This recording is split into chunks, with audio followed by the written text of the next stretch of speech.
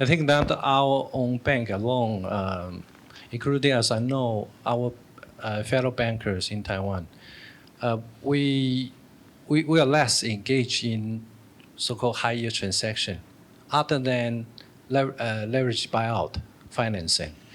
And okay, for LBO transaction, the asset actually normally quite unique.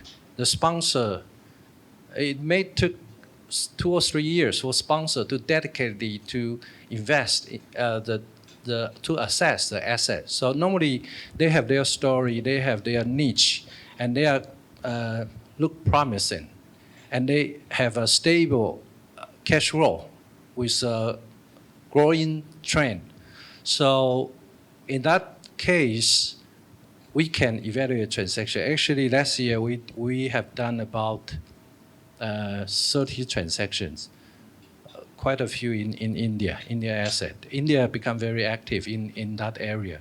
So for LBO, structure-wise, it's quite stringent. And also we follow transaction sponsored by global PEs, which we are quite familiar with. We built up mutual trust. So in that case, although the structure is non-recourse, but we can do that kind of transaction. And so-called high yield, the spread is about 3 to 4%.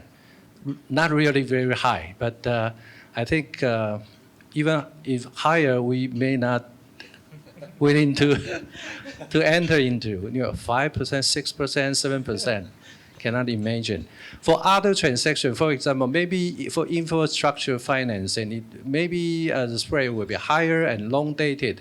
But other than in Taiwan, I think we would not really go into that space in other market. At least we should go through a longer learning curve because of the regulatory risk that is associated with, we just talk about who will be the next administration, right? A regulatory risk. So that part may be also of high yield. And if we compromise in credit so that the yield is higher, normally lender will refrain from doing those transactions, particularly not in our own home market. So basically, I will foresee that for maybe our fellow bank have different opinion, but I foresee that if for Taiwanese bank to join so-called high-yield transaction, more likely that would be LBO transactions.